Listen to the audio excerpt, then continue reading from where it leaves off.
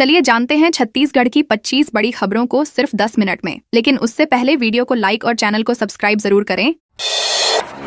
तमनार हिंसा का mastermind arrest. Raigarh जिले की तमनार हिंसा मामले में पुलिस को बड़ी सफलता मिली है। 6 महीने से फरार चल रहे मुख्य आरोपी राजेश मरकाम को संयुक्त पुलिस टीम ने गिरफ्तार कर लिया। उस पर भीड़ को उकसाकर पुलिस बल पर हमला कराने, सरकारी वाहनों में आगजनी, प्लांट में तोड़फोड़ और महिला पुलिसकर्मी से अभद्रता कराने का आरोप है। मुखबिर की सूचना पर बरपाली गाँव में घेराबंदी कर उसे पकड़ा गया। पूछताछ में आरोपी ने अपना जुर्म स्वीकार कर लिया। पुलिस अब मामले में अन्य फरार आरोपियों की तलाश भी तेज कर रही है।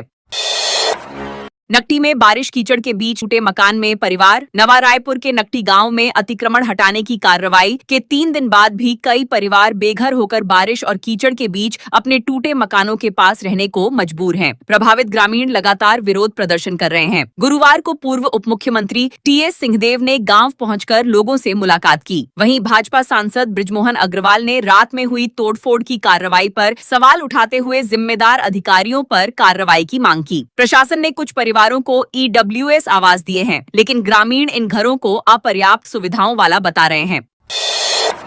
मनी लॉन्ड्रिंग के नाम पर 19 लाख की ठगी। दंतेवाड़ा पुलिस ने साइबर ठगी के एक बड़े मामले का खुलासा करते हुए केरल के पलक्कड़ जिले से 2 आरोपियों को गिरफ्तार किया है। आरोपियों ने आधार कार्ड सत्यापन और मनी लॉन्ड्रिंग में फंसाने की धमकी देकर बचेली निवासी व्यक्ति से 19 लाख रुपए ठग लिए थे। जांच में पता चला कि आरोपी किराए के बैंक खातों के माध्यम से रकम को क्रिप्टो करेंसी में बदलकर सबूत मिटाने की कोशिश करते थे। दोनों के खिलाफ देश के 9 राज्यों में 17 साइबर शिकायतें दर्ज हैं। पुलिस मामले में आगे की जांच और नेटवर्क की पड़ताल कर रही है। रायपुर में गीत संगीत और नुक्कड़ नाटक से नशा छोड़ने का मैसेज। रायपुर में राष्ट्रीय सेवा योजना, माय भारत और समाज कल्याण विभाग के संयुक्त तत्वावधान में नशा मुक्त भारत अभियान के तहत जागरूकता कार्यक्रम आयोजित किया गया। पुरैना हाई स्कूल और समता कॉलोनी स्थित सियान गुड़ी में गीत, संगीत, स्लोगन और नुक्कड़ नाटक के माध्यम से छात्रों एवं आम लोगों को नशे के दुष्प्रभाव बताए गए। कार्यक्रम अधिकारी सुनीता चंसोरिया ने सभी को नशा न करने की शपथ दिलाई। समाज कल्याण विभाग के अधिकारियों और स्वयं सेवकों ने प्रेरक प्रस्तुतियों के जरिए लोगों को स्वस्थ और नशा मुक्त जीवन अपनाने का संदेश दिया।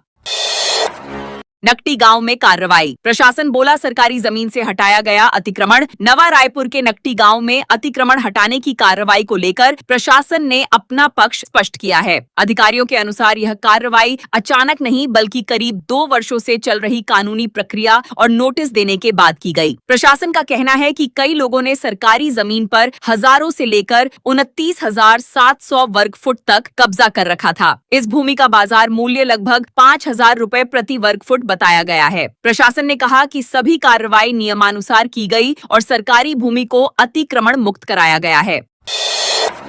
सुकमा के तुमलपाड़ में बुनियादी सुविधाओं की मांग। सुकमा जिले के ग्राम तुमलपाड़ के ग्रामीणों ने बिजली, पेयजल, सड़क और पीडीएस भवन जैसी बुनियादी सुविधाओं की मांग को लेकर जिला पंचायत के मुख्य कार्यपालन अधिकारी मुकुंद ठाकुर से मुलाकात की। कांग्रेस जिलाध्यक्ष हरीश कवासी भी ग्रामीणों के साथ मौजूद रहे। ग्रामीणों ने गाँव की समस्याओं से अधिकारियों को अवगत कराते हुए जल्द समाधान की मांग की। सीईओ ने संबंधित विभागों को आवश्यक कार्रवाई के निर्देश दिए और समस्याओं का शीघ्र निराकरण करने का आश्वासन दिया। इससे ग्रामीणों में विकास कार्यों को लेकर नई उम्मीद जगी है।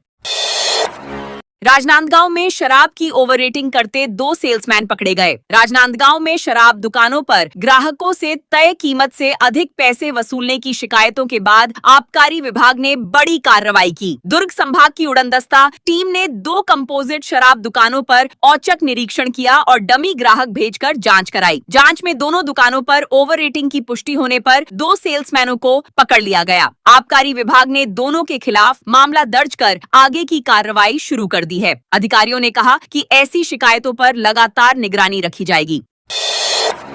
मैनपाट में जनसुनवाई का बहिष्कार। ग्रामीणों ने किया जमकर विरोध। सरगुजा जिले के मैनपाट में प्रस्तावित सरभंजा बॉक्साइट खदान को लेकर आयोजित पर्यावरणीय जनसुनवाई का ग्रामीणों ने बहिष्कार कर जोरदार विरोध प्रदर्शन किया। बारिश के बावजूद बड़ी संख्या में लोग पंडाल के बाहर नारेबाजी करते रहे। पूर्व मंत्री अमरजीत भगत ने विधायक रामकुमार टोप्पो से खदान की अनुमति रोकने की मांग की और कहा कि यदि उनकी सरकार बनी तो खदानें बंद कराई जाएंगी। अधिकारियों की मौजूदगी में जनसुनवाई की प्रक्रिया पूरी की गई, जबकि ग्रामीणों ने परियोजना का लगातार विरोध जारी रखा।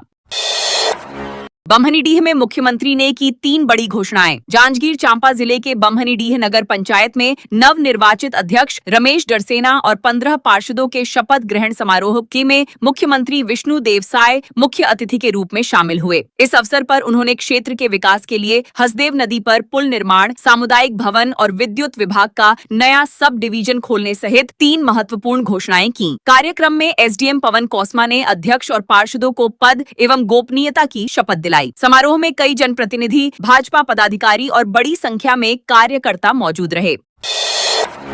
छत्तीसगढ़ में बिजली विभाग के संविदा कर्मचारी अनिश्चितकालीन हड़ताल पर। छत्तीसगढ़ बिजली विभाग के 2471 से अधिक संविदा कर्मचारी अपनी एक सूत्रीय मांग को लेकर नवा रायपुर के टूटा धरना स्थल पर अनिश्चितकालीन हड़ताल पर बैठ गए हैं। कर्मचारियों का कहना है कि वर्षों से वे नियमित कर्मचारियों की तरह जोखिम भरे कार्य कर रहे हैं, लेकिन अब तक उन्हें नियमित नहीं किया गया। उनकी मांग है कि रिक्त पदों पर उनका समायोजन किया जाए। कर्मचारियों ने चेतावनी दी है कि यदि जल्द मांगे पूरी नहीं हुई तो आंदोलन और उग्र किया जाएगा। इसी क्रम में शुक्रवार को जल समाधि आंदोलन करने की भी घोषणा की गई है।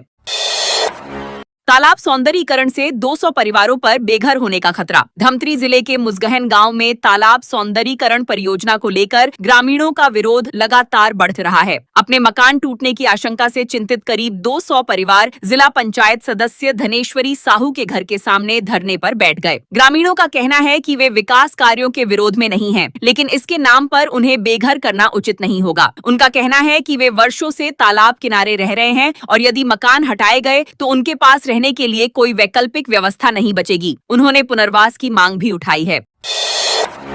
18.70 करोड़ की बाईपास सड़क 2 महीने में उखड़ी। बलरामपुर जिले के वाड्रफनगर में 18.70 करोड़ रुपए की लागत से बनी बाईपास सड़क निर्माण के महज 2 महीने बाद ही कई जगहों से उखड़ने लगी है। सड़क की गुणवत्ता को लेकर प्रदेश कांग्रेस सचिव रामदेव जगते ने विभाग और ठेकेदार पर गंभीर सवाल उठाए हैं। उनका आरोप है कि निर्माण कार्य में भारी लापरवाही बरती गई है। फिलहाल क्षतिग्रस्त हिस्सों पर सीमेंट और गिट्टी डालकर मरम्मत की जा रही है, लेकिन एक स्थान की मरम्मत पूरी होने से पहले दूसरी जगह सड़क खराब होने की शिकायतें सामने आ रही हैं। मामले में जांच और कार्रवाई की मांग उठ रही है।